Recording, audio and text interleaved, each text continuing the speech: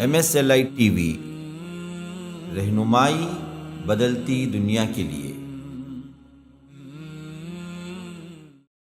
نفس کو خدا بنا لینا، جیسا کہ اللہ تعالیٰ نے قرآن کی آیت میں یہ بھی بتایا، افرأیت من اتخذ الہہ ہواہ، کیا آپ نے ایسے شخص کو بھی دیکھا جس نے اپنے نفس کو خدا کا درجہ دے دیا؟ جو دل میں آتا ہے وہی کرتا ہے، شریعت جو چاہتی ہے، شریعت کا جو منشا ہے، اللہ اس کے رسول کی جو تعلیمات ہیں، جو اسلامک پرسنل لا ہے ہمارا، اسے پسند نہیں کرتا۔ میرے دل میں یہ بات مجھے اچھی لگی، اس لیے میں کر رہا ہوں۔ دنیا سجن المومن، مومن کے لحاظ سے دنیا جو ہے ایک قید خانہ ہے، بس قید خانہ ہے، جیل ہے بس۔ اسی لیے یہاں آپ پر پابندی ہی پابندی، یہ حلال ہے بھائی، یہ آپ کے لیے حرام ہے، یہ مردوں کے لیے حلال ہے، یہ عورتوں کے لیے حرام ہے، حلال ہے۔ جو پابندیاں ہیں، کیوں؟ یہ دنیا ہے، یہاں پابندیاں ہی پابندیاں ہیں۔ یہاں جو ہے جینے کی پابندی ہے، وہاں مرنے کی پابندی ہے۔ یاد رکھنے کی چیز یہی ہے۔ دنیا داروں کی مثال قرآن کتے سے دے رہا ہے۔ کتے کے اندر دو خصلتیں ہیں، اضطراری اور اختیاری۔ جب چاہے زبان، ہمیشہ زبان لٹکاتے رہتا ہے، چاہے پیاسا ہو یا نہ ہو، بھوکا ہو یا نہ ہو، ہمیشہ جو ہے زبان لٹکائے رکھتا ہے۔ لالچ ہونے کی مثال ہے۔ کتنے لوگ ہیں حج کو بھی چلے گئے، حرمین شریفین کی زیارتیں بھی ہو گئی، زندگی میں کچھ فرق آیا کیا؟ نہیں آیا۔ کچھ انقلاب آیا؟ نہیں آیا۔ بہت سارے لوگ ہیں، آپ دیکھیں گے پہلے جو بے نمازی تھے اب بھی وہی حالت، حج بھی ہو گیا، عمرے بھی ہو گئے، کئی چیزیں ہو گئی۔ کیا حرمین شریفین کسی کے گناہوں کو پاک کرنے کا ذریعہ ہیں؟ جب تک کہ آدمی اپنے اندر احساس پیدا نہ کرے مجھے کچھ بدلنا ہے، مجھے اپنے نفس کو بدلنا ہے، تب تک کامیابی نہیں ہوگی میرے دوستو۔ قرآن کہتا ہے قد افلح من زکاہا، کامیاب ہو گیا وہ شخص جس نے نفس کو پاک کر لیا۔ اللہ کا خوف ہمیشہ ہونا، جلوت میں، خلوت میں، بازاروں میں، مسجد میں، گھر میں، جہاں بھی رہو اللہ کا خوف غالب ہو جائے ہماری زندگی میں، تب آپ کامیاب۔ دنیا دیکھے یا نہ دیکھے مجھے اللہ کو جواب دینا ہے۔ اگر یہ چیز آ گئی، کوئی بے ایمانی نہیں کرے گا، کوئی بے وفائی نہیں کرے گا، کوئی خیانت نہیں کرے گا، کوئی چوری نہیں کرے گا، کوئی رشوت کا مال نہیں کھائے گا، کوئی حرام مال کے قریب نہیں آئے گا، کوئی یتیم کے مال کو دبانے کی کوشش نہیں کرے گا، بھائی بہنیں کا حق کو دبائے گا نہیں۔ کیوں؟ مجھے اللہ کو جواب دینا۔ ہائی فائی زندگی کی خواہش نہیں کرنا، ہمیشہ درمیانی راستے پہ چلنا۔ اللہ جس حالت میں بھی رکھا اللہ کا شکر، میانہ روی اپنانا۔ اللہ جو دولت سے نوازا تب بھی تکبر نہیں کرنا۔ اگر حالت غریبی کے ہے صبر کے ساتھ رہنا، اللہ کے فیصلے سے راضی رہنا اور درمیانی راستے پہ چلنا۔ شکوہ شکایت کی زبان استعمال نہیں کرنا۔ آدمی کا خود پسند ہو جانا، ہر لحاظ سے میں جو بول رہا ہوں صحیح، میں جو سوچا ہوں وہ صحیح، سب سے اچھا میں ہی، دوسرے لوگ سب پورے کے پورے لوگ یہاں سے وہاں تک سب برے لوگ ہیں، میں ہی اچھا ہوں۔ اپنے آپ کو ترجیح دینا، خود پسندی میں مبتلا ہونا، یہ متکبر ہونے کی علامت۔ دنیا خراب ہے، میں اچھا ہوں، یہ چیز انسان کو تباہ کرتی ہے۔ ان الحمد للہ نحمده ونستعینه ونستغفره ونؤمن به ونتوکل علیہ ونعوذ باللہ من شرور انفسنا ومن سیئات اعمالنا، من يهده الله فلا مضل له ومن يضلل فلا هادي له، واشهد ان لا اله الا الله وحده لا شريك له، واشهد ان محمدا عبده ورسوله ارسله بالحق بشيرا ونذيرا وداعيا الى الله باذنه وسراجا منيرا، اما بعد فان خير الحديث كتاب الله وخير الهدي هدي محمد صلى الله عليه وسلم، وشر الامور محدثاتها وكل محدثة بدعة وكل بدعة ضلالة وكل ضلالة في النار، فاعوذ بالله السميع العليم من الشيطان الرجيم، بسم الله الرحمن الرحيم، فأما من طغى وآثر الحياة الدنيا فإن الجحيم هي المأوى، وأما من خاف مقام ربه ونهى النفس عن الهوى فإن الجنة هي المأوى۔ عن أبي هريرة رضي الله عنه عن النبي صلى الله عليه وسلم قال كتب على ابن آدم نصيبه من الزنا مدرك ذلك لا محالة، فالعینان زناہما النظر والأذنان زناہما الاستماع واللسان زناہ الکلام والید زناها البطش والرجل زناها الخطى والقلب يهوى ويتمنى ويصدق ذلك الفرج ويكذبه رواہ الامام مسلم۔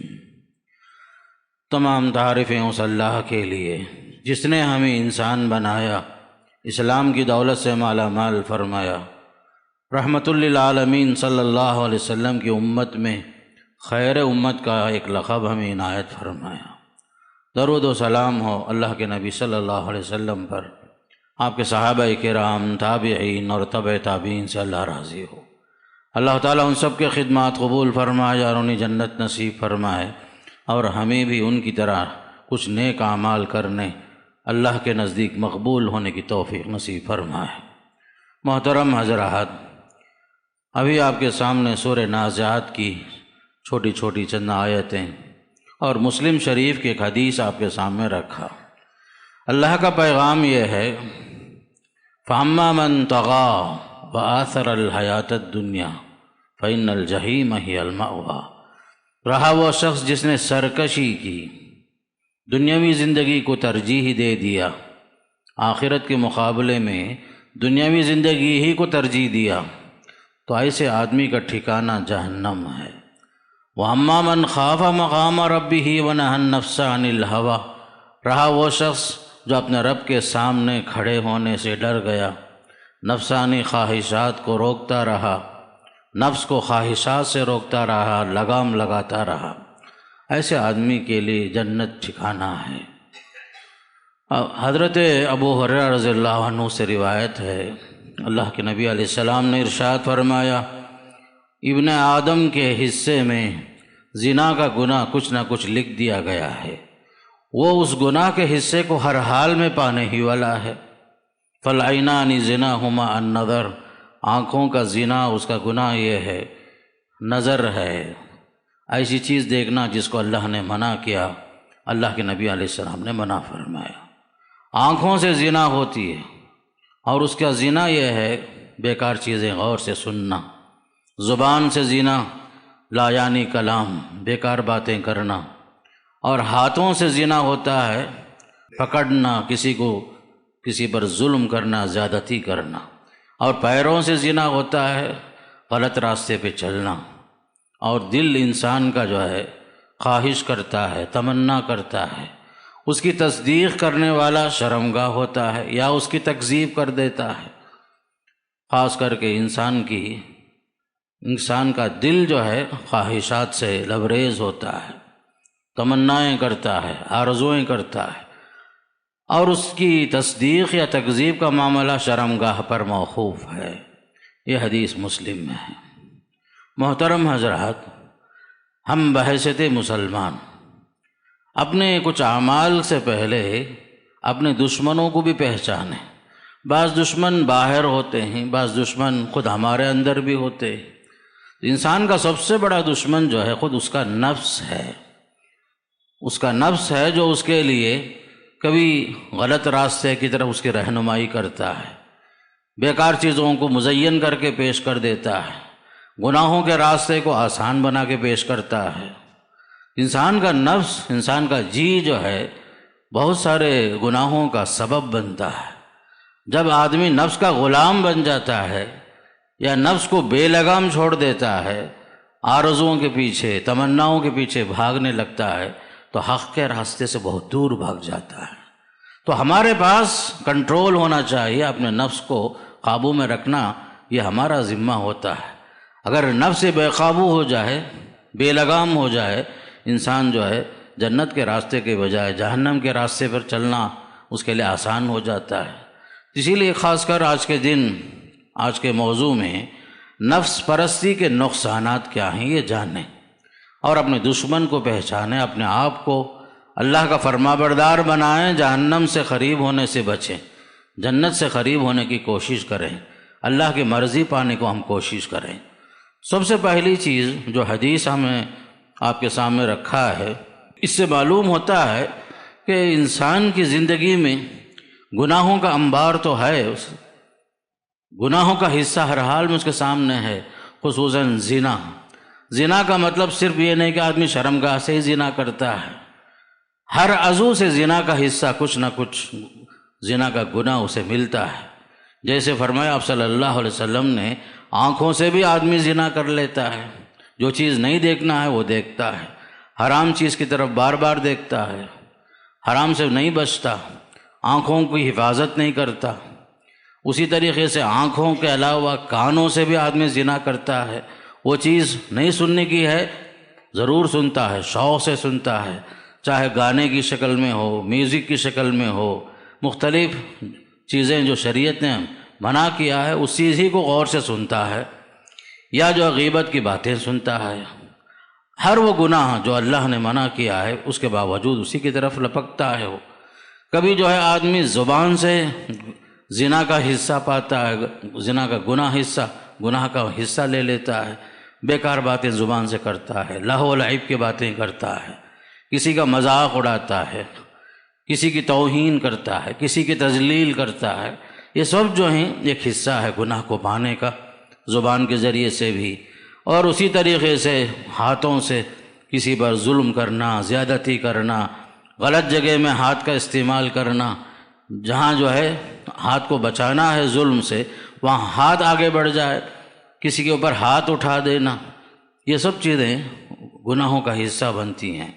پھر اسی طریقے سے پیر جو ہے صحیح راستے پر چلنے کے بجائے، نیکی کے راستے پر چلنے کے بجائے گناہ کے راستے پر چلنا شروع کر دے، یہ سب چیزیں ایسی ہیں انسان کو تباہ کرتی ہیں، گنہگار بناتی ہیں۔ زنا کا حصہ جو ہے اس کے حصے میں، اس کے گناہوں کے لسٹ میں اضافہ کر دیتی ہیں۔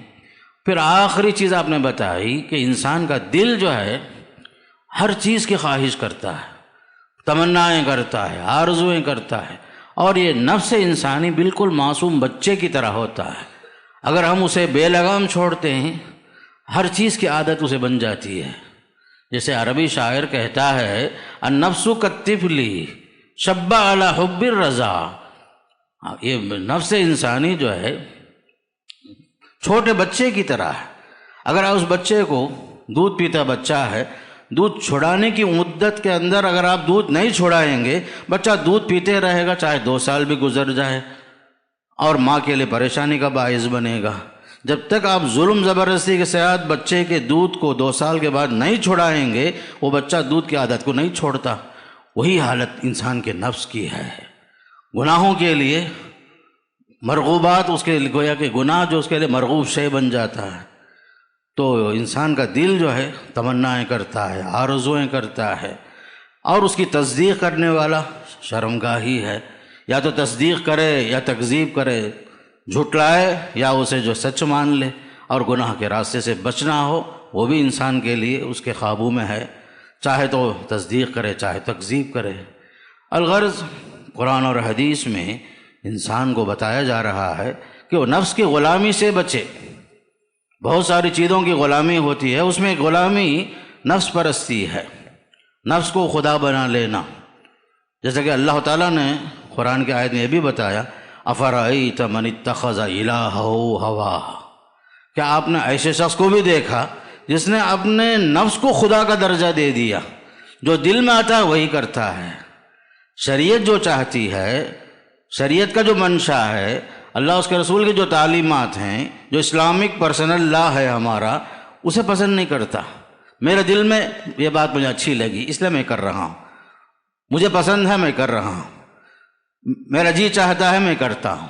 یہ جو ہے خواہشات نفس کو خدا کا درجہ دینا ہے۔ یہ اللہ نے اسی لیے فرمایا کہ آپ نے دیکھا ایسے لوگ بھی ہیں خواہشات نفس کے غلام بن کر کے خواہشات کو خدا کا درجہ دے دیے ہیں، وہی کرتے ہیں جو ان کا دل چاہتا ہے، شریعت کے خلاف ہے یا موافقت میں ہے یہ نہیں دیکھنا چاہتے، ہر چیز میں من پسند چیز ہے قبول کر لیے، اگر چیز اپنے دل کے خلاف ہے چھوڑ دیے۔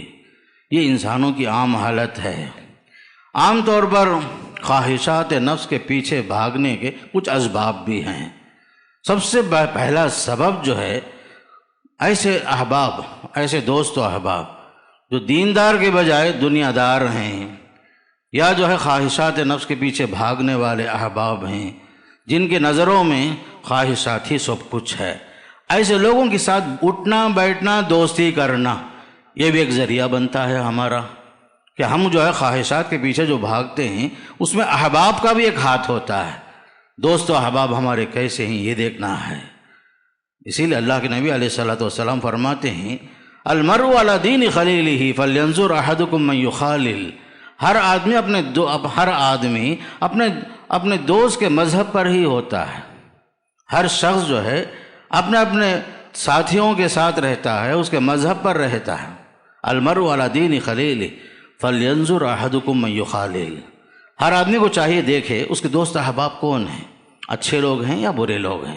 اگر اچھے لوگ ہیں صحیح راستے پر چلائیں گے، برے احباب ہیں وہی راستہ اپنائیں گے جو غلط راستہ ہے، اور ان کی وجہ سے، دوستی کی وجہ سے آدمی جو ہے غلط راستے پہ چلے جاتا ہے۔ احباب کی مجلسوں کا بڑا اس میں دخل ہوتا ہے، نیک لوگ ہوتے ہیں اللہ یاد دلاتے ہیں، برے لوگ ہوتے ہیں انہیں جو ہے دنیا ہی سب کچھ نظر آتی ہے۔ اس لیے خاص کر ہمارے علماء نے لکھا ہے کہ مجالست اہل الاہواء، خواہشات نفس کے بھاگنے والوں کے مجلسوں میں بیٹھنا، ان سے دوستی کرنا، یہ بھی ایک اہم سبب بنتا ہے۔ دوسرا ایک اہم سبب حب الدنیا، دنیا سے محبت اور دنیا کی طرف میلان۔ اگر آدمی جو ہے آخرت کے بجائے دنیا ہی کا بندہ بن جاتا ہے تو یاد رکھو ہمارا دل جو ہے دنیا پرستی کی طرف ہی لے کے جاتا ہے، آخرت طلبی ہمارے اندر نہیں آتی، للہیت، اللہ کا خوف، اللہ کی خشیت، آخرت کا ڈر، یہ سب کوئی چیز ہمارے سامنے نہیں آئے گی۔ جب ہم جو ہے صرف دنیا پرست ہو جائیں، دنیا کو چاہنے لگے ہر لحاظ سے دنیا ہی ہمارے نزدیک دنیا میں عزیز ہو جائے، تو یاد رکھو یہ چیز ہمارے لیے خواہشات نفس پر چلنے کو آسان بنا دیتی ہیں۔ مومن کی جو زندگی ہے دنیا اہم نہیں ہے اس کے پاس، آخرت اہم ہے۔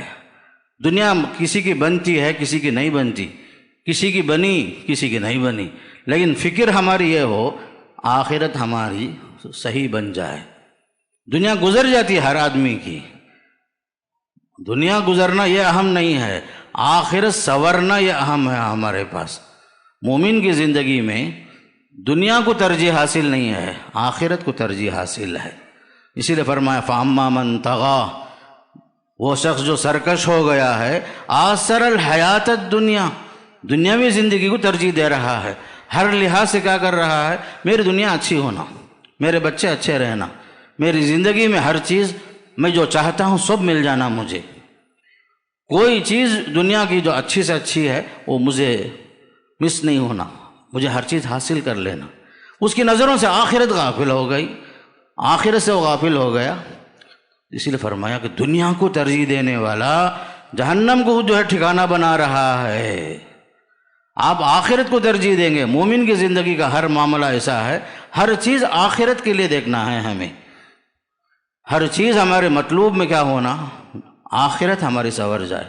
دنیا جیسے بھی گزر جاتی ہے لیکن آخرت تباہ نہ ہو، اس لیے کہ دنیا جو ہے آخرت سنوارنے کا ایک ذریعہ ہے، یہ آخرت سنوارنے کا ایک ذریعہ ہے، ایک موقع ہے۔ کسی کو 60 سال کی زندگی ملی، کسی کو 100 سال کی، کسی کو مختصر ملی، لیکن آخرت کی جو بعد کی جو زندگی ہے وہ جو ہے ہمیشہ کی زندگی ہے میرے دوستو۔ یہ یاد رکھو، یہ دنیا جو ہے چند دنوں کا ایک مسافر خانہ ہے بس، یہ دنیا جو ہے ایک مسافر خانہ ہے بس۔ اسی لیے حدیث میں آتا ہے کن فی الدنیا کانک غریب، دنیا میں ایسے رہو جیسے ایک اجنبی انسان رہتا ہے، اور عابر السبیل، یا راستے میں گزرنے والا تھوڑی دیر کے لیے آرام کرنے کے لیے رکتا ہے کسی جگہ میں، اس سے بڑھ کر ہمارے پاس دنیا کی کوئی حیثیت نہیں۔ دنیا جو ہے آخرت کے راستے میں ایک منزل ہے بس، اور ہمیشگی کا ٹھکانہ، ہمیشگی کی جو زندگی ہے وہ آخرت کی زندگی ہے۔ بل توثرون الحیات الدنیا والآخرۃ خیر وابقیٰ، اللہ فرما رہا ہے تم لوگ دنیا کو ترجیح دے رہے ہو، حالانکہ آخرت بہتر ہے اور باقی رہنے والا ٹھکانہ ہے، وہ وہاں جو ہے زندگی ہی زندگی، وہاں کوئی موت نہیں ہوگی، وہاں کی جو زندگی ہے ابدی زندگی ہے۔ یہ دنیا کی زندگی کیا ہے؟ فانی زندگی ہے. یہاں دنیا کی ہر چیز عارضی ہے، کوئی چیز دائمی نہیں، ہر چیز عارضی. ہماری زندگی عارضی، اور ہماری ہر چیز جو ملکیت میں بھی ہے وہ بھی عارضی ہے. جو ہی آنکھیں بند ہوئی فوراً وارث ہو گئے، اس کے دوسرے لوگ تیار ہو جاتے ہیں. تو دنیا مومن کی نظروں میں ایک مسافر خانہ ہے بس. بلکہ اور ایک حدیث کی روشنی میں الدنیا سجن المومن، مومن کے لحاظ سے دنیا جو ہے ایک قید خانہ ہے، بس قید خانہ ہے، جیل ہے بس. اسی لیے یہاں آپ پر پابندی ہی پابندی. یہ حلال ہے بھائی، یہ آپ کے لیے حرام ہے، یہ مردوں کے لیے حلال ہے، یہ عورتوں کے لیے حرام ہے، حلال ہے. جو پابندیاں ہیں، کیوں؟ یہ دنیا ہے، یہاں پابندیاں ہی پابندیاں ہیں. یہاں جو ہے جینے کی پابندی ہے، وہاں مرنے کی پابندی ہے. یاد رکھنے کی چیز یہی ہے، دنیا میں جو ہے دل لگانے کی جگہ نہیں ہے. یہ آخرت کو سنوارنا، آخرت کو پانے کی، آخرت میں بہتر زندگی پانے کی کوشش کرنا، یہ سب سے اہم ہے. اور تیسری بات جو انسان کو خواہشات کے پیچھے بھاگنے کا ذریعہ بنتے ہیں، انجام سے بے پرواہ ہونا. ہم جو ہے عام طور پر انجام کی طرف نہیں دیکھتے، اس کا نتیجہ کیا ہوگا. خواہشات کے پیچھے بھاگیں گے بھاگیں گے بھاگیں گے، لیکن انجام کیا ہوگا؟ صحیح معنی میں صحیح، اس کا نتیجہ صحیح نکلے گا نہیں نکلے گا، سوچتے بھی نہیں ہم لوگ. نتیجے میں بہت ساری چیزیں ہم سے جو ہے چھوٹ جاتی ہیں جو مطلوب تھی، اور جو کرنے کے کام تھے وہ چھوڑ ہی دیے ہم لوگ. انجام سے آدمی غافل ہو جاتا ہے تو خواہشات کے پیچھے بھاگتا ہے. جب اس کے سامنے جو ہے آخرت سے اہم ہو تو ہر کام اللہ کے لیے کرتا ہے. دوستی کیا اللہ کے لیے، دشمنی کیا اللہ کے لیے، کسی کو دیا اللہ کی مرضی پانے کے لیے، کسی کو نہیں دیا وہ بھی اللہ کی مرضی پانے کے لیے. ہر معاملہ جو ہے اللہ کی رضامندی کے لیے. خاص کر کے دنیا جو ہے یہ چند دنوں کا سامان ہے، لیکن آخرت کا جو ٹھکانہ ہے ہمیشگی کا ٹھکانہ، اس کا نام باقی گھر، باقی رہنے والا گھر ہے. وہ ہمیشگی کا گھر آخرت کا گھر ہوتا ہے. نفس پرستی کے کچھ نقصانات بھی ہیں. مثال کے طور پر انسان اگر سرکش ہو گیا، اللہ کا باقی بن گیا، دنیا ہی کو سب کچھ ترجیح دیتا رہا، نتیجے میں جہنمی بن جاتا ہے. دنیا کو ترجیح دینے کی وجہ سے، نفس کی غلامی کی وجہ سے آدمی جہنمی بنتا ہے. یاد رکھو، آپ کو اپنے نفس پر قابو پانا ہے. اور ایمان کی تکمیل کب ہوتی ہے؟ یاد ہے؟ خواہشات نفس پر قابو پانا. حدیث میں آتا ہے، اللہ کے نبی علیہ السلام فرماتے ہیں لا یؤمن احدکم حتی یکون ہواہ تبعا لما جئت بہ. تمہارا ایمان کامل نہیں ہوگا یہاں تک کہ اس کے خواہشات میری شریعت کے تابع نہ ہو جائیں. ایمان کی تکمیل کا ذریعہ آپ کو خواہشات کو تابع کرنا ہوگا شریعت کے، قال اللہ کے مطابق، قال رسول کے مطابق. ہمارے ہر زندگی میں، پوری زندگی کے اندر قدم قدم پر سوچ سوچ کر قدم آگے بڑھانا، اٹھانا ہوگا. کیا یہ شریعت میں جائز ہے؟ کیا یہ حلال ہے؟ کیا یہ حرام ہے؟ کیا اللہ کو پسند ہے؟ ہم جو کر رہے ہیں صحیح ہے؟ کیا ہم نے رسم و رواج کو ترجیح دی ہے، یا باپ دادا کو خوش کرنا چاہتے ہیں، یا اللہ کو خوش کرنا چاہتے ہیں؟ ہر چیز میں اللہ کی محبت، اللہ کا غضب، اللہ کی رضامندی، اللہ کی ناراضگی کیا ہے وہ دیکھنا پہلے. نتیجے میں انسان جو ہے گمراہ ہو جاتا ہے. اگر آپ اس پر توجہ نہیں دیتے ہیں، اگر ہر چیز میں ہم من پسند زندگی ہی گزارنا چاہتے ہیں تو حاصل کچھ نہیں ہوگا سوائے جہنم کے. اللہ حفاظت فرمائے. قرآن کی آیتوں پر غور کرنے کی ضرورت ہے. فَأَمَّا مَن طَغَىٰ وَآثَرَ الْحَيَاةَ الدُّنْيَا فَإِنَّ الْجَحِيمَ هِيَ الْمَأْوَىٰ. جس نے سرکشی کی، بغاوت کی، اللہ کے راستے سے ہٹ گیا، شریعت کی دھجیاں اڑایا، نفس کا غلام بن کر نفس کو بے لگام چھوڑ دیا، نتیجے میں کیا حاصل؟ جہنم کے علاوہ کچھ بھی نہیں. خواہشات نفس کے پیچھے بھاگنے کی وجہ سے آدمی ہدایت کے راستے سے بھٹک جاتا ہے، ہدایت کے راستے سے دور ہو جاتا، بھٹک جاتا، اور دنیا میں رسوا ہوتا ہے، ذلیل ہوتا ہے. اتنا ہی نہیں کہ دنیا سے، حق کے راستے سے دور ہو گیا، نہیں، ساتھ میں رسوائی، ذلت، آدمی دنیا میں خود رسوا ہو جاتا ہے، ذلیل ہو جاتا ہے۔ سورہ اعراف کی آیتوں میں قرآن کے مطالعے سے اندازہ ہوتا ہے کیسے کیسے لوگ گزرے ہیں اس دنیا میں۔ قرآن نقشہ کھینچتا ہے، وَاتْلُ عَلَيْهِمْ نَبَأَ الَّذِي آتَيْنَاهُ آيَاتِنَا فَانْسَلَخَ مِنْهَا فَأَتْبَعَهُ الشَّيْطَانُ فَكَانَ مِنَ الْغَاوِينَ وَلَوْ شِئْنَا لَرَفَعْنَاهُ بِهَا وَلَكِنَّهُ أَخْلَدَ إِلَى الْأَرْضِ وَاتَّبَعَ هَوَاهُ فَمَثَلُهُ كَمَثَلِ الْكَلْبِ إِنْ تَحْمِلْ عَلَيْهِ يَلْهَثْ أَوْ تَتْرُكْهُ يَلْهَث۔ قرآن کہتا ہے بنی اسرائیل میں کچھ لوگ ایسے بھی تھے، بڑے عابد تھے، بڑے زاہد تھے، مستجاب الدعوات بھی تھے، دعائیں قبول ہوتی تھی ان کی، اللہ کے پسندیدہ بندوں میں شمار ہوتے تھے۔ لیکن وقت ایک ایسا بھی آیا، مفسرین نے نام لکھا ہے اس کا، بلعم بن باعورہ، ایک یہودی تھا، عابد و زاہد تھا، مستجاب الدعوات بھی تھا۔ ایک وقت ایسا آیا کہ لالچ میں پڑھ کر وہ جو ہے وقت کے بادشاہ کو ساتھ دینا چاہ رہا تھا موسیٰ علیہ السلام اور بنی اسرائیل کے خلاف میں، بد دعا کرنے کی کوشش کیا بنی اسرائیل پر، لیکن اس کی بد دعا جو ہے قبول نہیں ہوئی۔ نتیجے میں وہ خود ذلیل ہوا، برباد ہوا دنیا کے اندر، ہزار عابد و زاہد ہونے کے باوجود دنیا کے اندر ہی رسوا ہوا، ذلیل ہوا۔ قرآن اس کی مثال دیتا ہے، دنیا پرستوں کی حالت ایسی ہے، دیکھو فَمَثَلُهُ كَمَثَلِ الْكَلْبِ، جو خواہشات کے پیچھے بھاگے، دنیا کو پانے کے لیے انعامات کے پیچھے بھاگے، نتیجہ یہ ہوا اس کی مثال کتے کی مثال ہے۔ دنیا داروں کی مثال قرآن کتے سے دے رہا ہے۔ کتے کے اندر دو خصلتیں ہیں، اضطراری اور اختیاری۔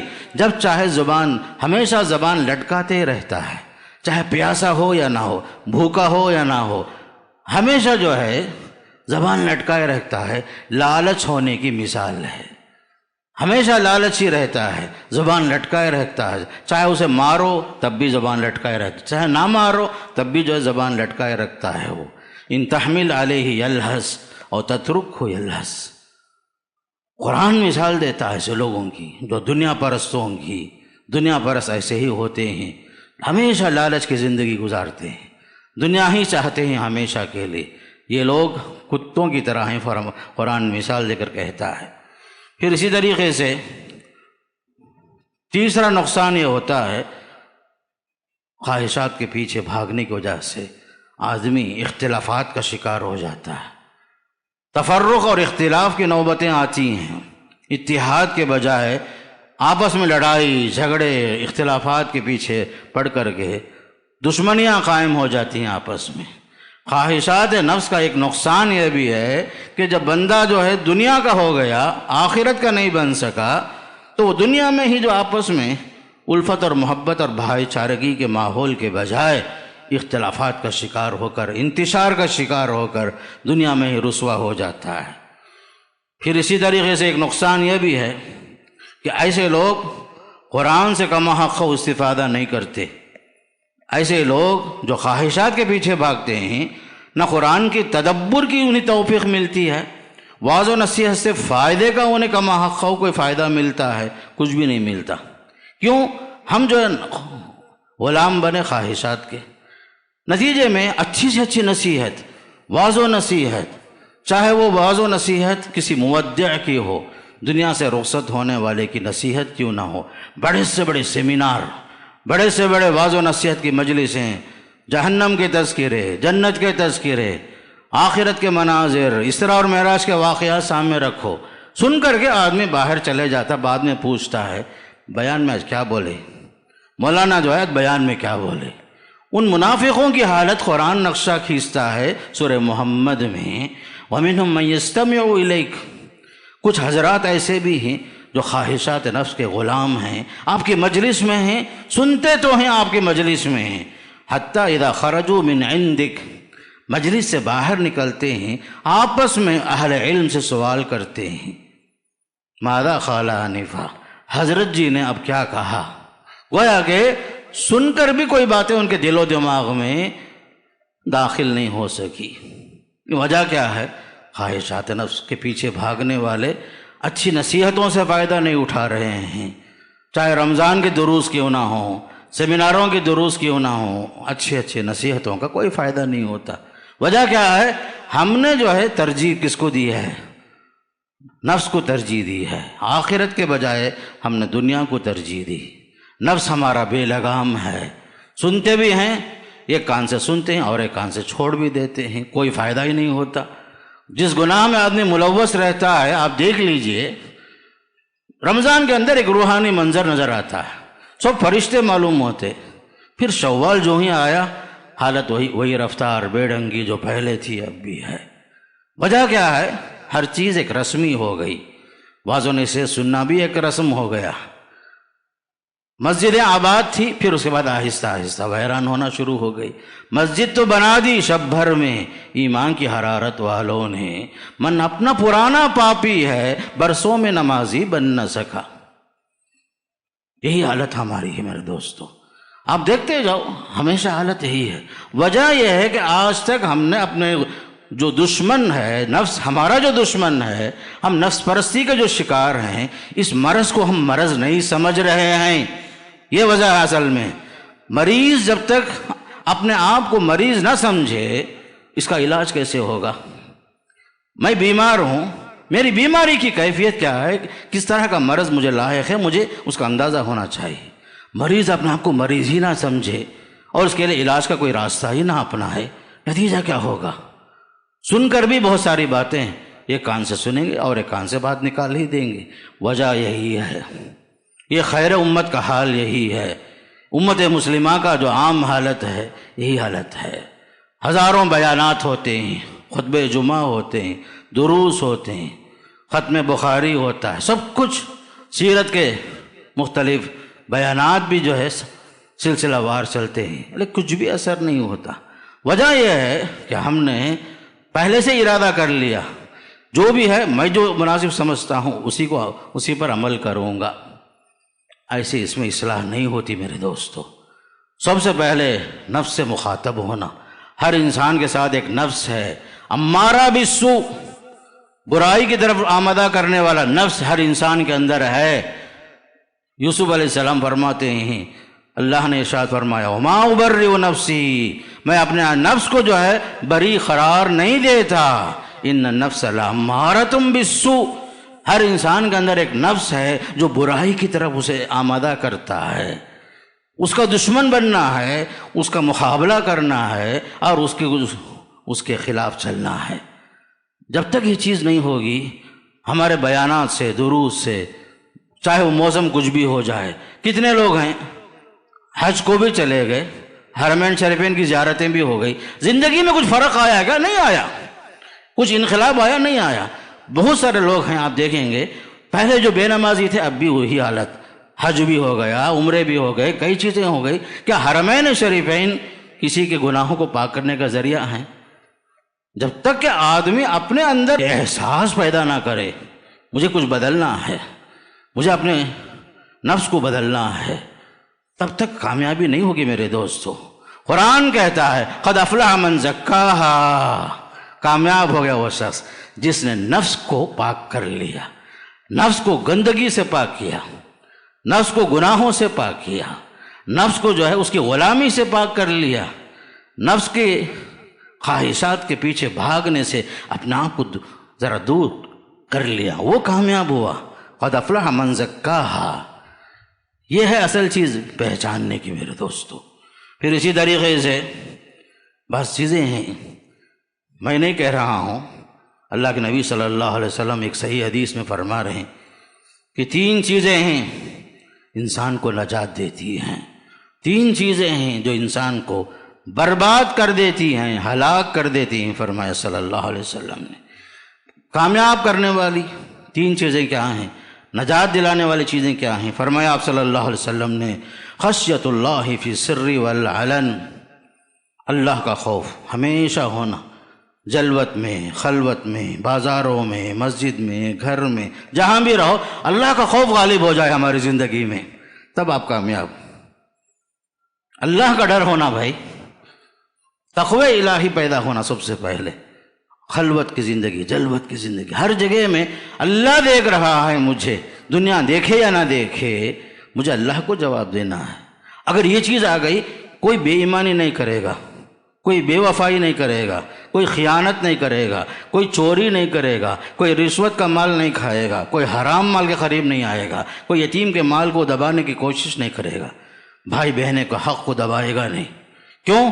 مجھے اللہ کو جواب دینا۔ پہلی چیز یہ پیدا کرنا، فرمایا اللہ کا ڈر پیدا کرنا، فی السر والعلن، خلوت میں جلوت میں۔ دوسری چیز آپ نے فرمایا القصد فی الفقر والغنا، میانہ روی کا راستہ اپنانا، چاہے خوشحالی آئے چاہے فقر و فاقہ، درمیانی حالت کو اپنانا، ہائی فائی زندگی کی خواہش نہیں کرنا، ہمیشہ درمیانی راستے پہ چلنا، اللہ جس حالت میں بھی رکھا اللہ کا شکر، میانہ روی اپنانا، اللہ جو دولت سے نوازا تب بھی تکبر نہیں کرنا، اگر حالت غریبی کے ہے صبر کے ساتھ رہنا، اللہ کے فیصلے سے راضی رہنا، اور درمیانی راستے پہ چلنا، شکوہ شکایت کی زبان استعمال نہیں کرنا۔ تیسری چیز کلمۃ الحق فی الغضب والرضا، حق بات بولنا، چاہے غصے میں ہوں چاہے خوش ہوں، ہمیشہ سچ بولنا، ہمیشہ جو ہے حق بات بولنا، چاہے آپ راضی ہوں یا ناراضی ہوں، چاہے آپ خوش ہوں یا ناراض ہوں، ہر حال میں خوش ہمیشہ جو ہے حق بات بولنا۔ تین چیزیں جو انسان کو تباہ کرتی ہیں، فرمایا آپ صلی اللہ علیہ وسلم نے شح مطاع، کنجوسی، بخیلی، آدمی جس کا جو ہے فرما بردار بندہ بن گیا، شح مطاع، آدمی جو ہے بخیلی کے حوالے ہو گیا، ہر چیز میں پیسہ، ہر چیز میں حساب، ہر چیز کو جو ہے کنجوسی کے ساتھ حساباں لگانا، یہ انسان کو تباہ کرتا ہے۔ اللہ دیا ہے خرچ کرو، اللہ دیا ہے کھاؤ، جہاں حالات جو ہیں صبر آزما ہیں وہاں صبر سے کام لینا، کنجوسی نہیں کرنا، شح مطاع، کنجوسی کا آدمی غلام بن جائے۔ دوسری چیز ہون متبع، جو انسان کو ہلاک کرتی ہے، خواہشات کے پیچھے بھاگنا، خواہشات کے پیچھے بھاگتے جانا، کوئی کنٹرول نہیں کرنا، بے لگام گھوڑے کی طرح چھوڑ دینا نفس کو، دوسری چیز جو ہلاک کرتی انسان۔ تیسری بات ہمارے نبی نے بتائی صلی اللہ علیہ وسلم، اعجاب المرء بنفسہ، آدمی کا خود پسند ہو جانا، ہر لحاظ سے میں جو بول رہا ہوں صحیح، میں جو سوچا ہوں وہ صحیح، سب سے اچھا میں ہی، دوسرے لوگ سب پورے کے پورے لوگ یہاں سے وہاں تک سب برے لوگ ہیں، میں ہی اچھا ہوں، اپنے آپ کو ترجیح دینا، خود پسندی میں مبتلا ہونا، یہ متکبر ہونے کی علامت۔ دنیا خراب ہے میں اچھا ہوں، یہ چیز انسان کو تباہ کرتی ہے، آدمی میں تواضع نہیں پیدا کرتی، آدمی کو برباد کر دیتی ہے میرے دوستو۔ ہاں ایک چیز ہے، آدمی جو ہے خواہشات نفس سے کیسے بچے، ضروری ہے کہ آپ جو ہے اللہ کے فرما بردار بن جائیں، اللہ کے مرضی پر چلیں، اللہ کی شریعت کو جو ہے ہر حال میں نافذ کریں، اپنے گھر میں، اپنے بازاروں میں، ہر جگہ میں جو ہے اللہ کا قانون، اللہ کا حکم سر اور آنکھوں پر، چاہے عقل مانے یا نہ مانے، چاہے میرا جی پسند کرے یا نہ کرے، اللہ کا حکم سب سے پہلے مقدم ہے۔ جب تک یہ چیز آ جائے گی تو ہم خواہشات سے آزاد ہو جائیں گے۔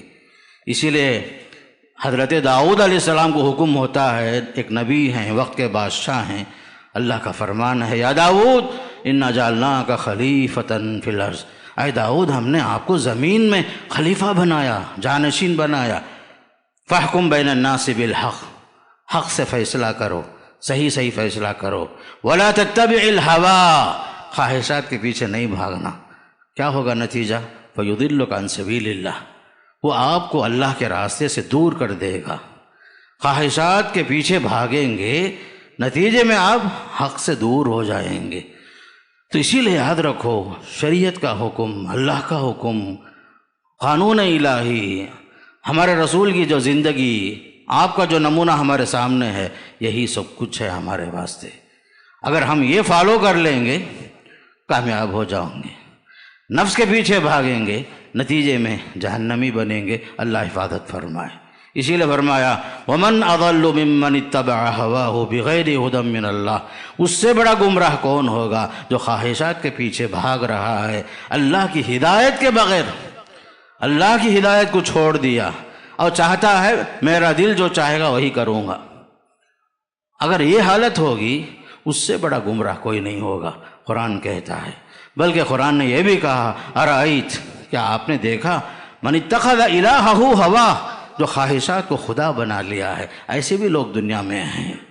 یہ سب کامیابی کا راستہ نہیں ہے، نجات کا راستہ وہی ہے جو اللہ اس کے رسول نے بتایا، جو قرآن نے ہمیں سکھایا۔ پیارے رسول صلی اللہ علیہ وسلم کی سیرت اور صورت اور آپ کی زندگی کا لمحہ لمحہ جو ہمارے سامنے ہے، یہی کامیابی کا راستہ ہے۔ اور نفس کو آزاد چھوڑ دیں گے، بے لگام چھوڑ دیں گے، اس کے پیچھے ہم بھاگتے رہیں گے، نتیجے تک ہم نہیں پہنچیں گے۔ اور دنیا کو جو حیثیت دینا ہے، بس مسافر خانہ، مسافر خانہ، اس سے بڑھ کر کوئی حیثیت نہیں۔ اور ہم سب کی منزل کون سی ہے؟ آخرت، آخرت، آخرت، یہی ہونا چاہیے۔ میں اللہ سے دعا کرتا ہوں اللہ مجھے بھی آپ کو بھی نفس پرستی سے اللہ آزاد فرمائے، اور نفس کے غلامی سے اللہ ہم سب کو بچائے، جہنم سے بچائے، جنت کو پانے کے اللہ توفیق نصیب فرمائے۔ قال اللہ اور قال رسول کے مطابق زندگی گزارنے، اللہ کی مرضی کو پانے کی اللہ ہم سب کو توفیق نصیب فرمائے۔ اللہ جب تک رکھے شریعت پر چلنے کی اللہ توفیق نصیب فرمائے۔ جب اللہ دنیا سے اٹھا لے تو کلمہ حق لا الہ الا اللہ محمد رسول اللہ کے ساتھ خاتمہ بالخیر نصیب فرمائے۔ اللہ ہم سب کو اس کی توفیق نصیب فرمائے۔ اقول قولی ھذا استغفر اللہ لی ولکم ولسائر المسلمین من کل ذنب فاستغفروہ انہ هو الغفور الرحیم۔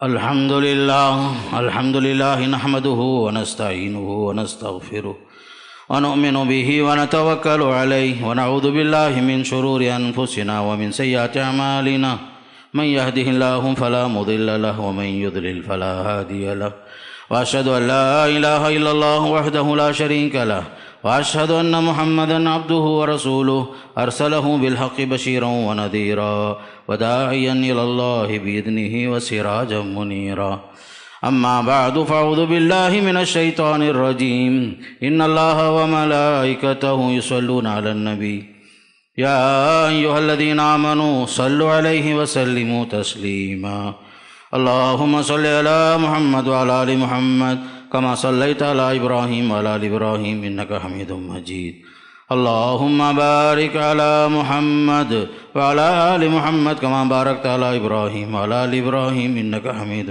مجيد اللهم أعز الإسلام والمسلمين واخذل الكفرة والمشركين ودمر أعداءك أعداء الدين اللهم انصر من نصر الدين ربنا آتنا في الدنيا حسنة وفي الآخرة حسنة وقنا عذاب النار عباد الله اذكروا الله يذكركم وادعوه يستجب لكم ولذكر الله تعالى أكبر والله يعلم ما تصنعون۔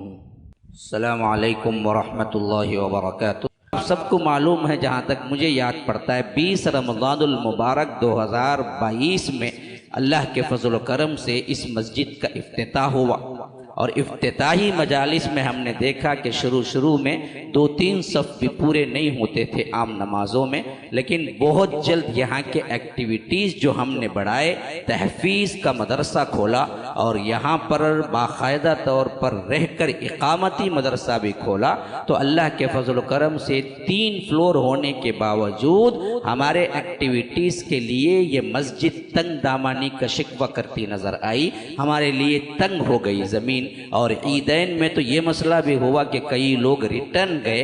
ان تمام چیزوں کو مد نظر رکھتے ہوئے کمیٹی نے ڈیسائیڈ کیا کہ 3واں فلور بھی ڈال دیا جائے اور اس کی چھت بنا دی جائے، مدرسے کے جو طلبہ ہیں ان کی اقامتی طور پر رہائش گاہ کو آسانی ملے، اور ہم کو 2-3 ہال نمازیوں کے لیے مختص کرنے کا موقع ملے۔ اس تمام کارروائی کو مد نظر رکھتے ہوئے یہ فیصلہ کیا گیا۔ اب اپیل یہ ہے کہ اس میں باقاعدہ طور پر تیسری چھت، پھر اس کے بعد اس کے نیچے جہاں تک جو بچوں کے لیے مطبخ ہے، کچن ہے، ڈائننگ ہال ہے، رہنے کا موقع ہونا ہے، پھر اس کے بعد لوگ جو آتے ہیں اور جو مہمان جو آتے ہیں، یہ تمام بندن کے لیے تقریباً 65 لاکھ کی ضرورت ہے۔ ابھی شروعات کو 15 لاکھ کی سخت ضرورت ہے، رمضان المبارک کے اختتام تک ہم اس کو بھی ختم کرنا چاہتے ہیں۔ کارروائی شروع ہو چکی ہے، آپ تمام لوگ آگے آئیں اور اس معاملے میں مدد کریں، جو ہو سکتا ہے دیں، اور کوئی ذمہ داری لینا چاہتا ہے سیلنگ کی ہو یا اس کے اندر فین کی یا لائٹ جو بھی ہو، آپ لوگ اس کے لیے بھی الگ سے آ سکتے ہیں۔ تو بہر کیف ہمارے سامنے ایک بہت اہم ترین مدعا یہ ہے کہ بندھن مکمل ہونا اور بہت قلیل مدت میں، دوسری بات بجٹ تھوڑا بڑا ہے، 65 لاکھ کی ضرورت ہے۔ تو انشاءاللہ جیسے پہلے آپ لوگ آگے آئے ویسے ہی آگے آئیں تاکہ ہماری یہ مسجد کے اندر ایکٹیویٹیز اور زیادہ ہوں۔ انشاءاللہ عالمیت کے کورس کے لیے بھی ہم سوچ رہے ہیں، اگر بڑی جگہ مل جائے گی تو وہ چیز بھی ہم شروع کریں گے۔ تو بہر کیف اب تو یہ مدعا ہے کہ ہم دراصل پہلے یہ فلور مکمل کریں۔ تو آپ لوگوں سے یہ التجا ہے کہ اللہ کی راہ میں آئیے، جہاں نئی مسجد کے لیے یہ بات آئی ہے، من بنا للہ مسجدن بن اللہ لہ بیتن فی الجنہ، ویسے ہی یاد رکھیے مسجد کی بندھن کے لیے بھی یہ بات ثابت ہے کہ اللہ تعالیٰ اس کے لیے بھی جنت میں ایک گھر بناتا ہے۔ اللہ تبارک و تعالی ہمیں اس پر عمل کرنے والا بنائے۔ فجزاکم اللہ احسن الجزا، والسلام علیکم ورحمۃ اللہ وبرکاتہ۔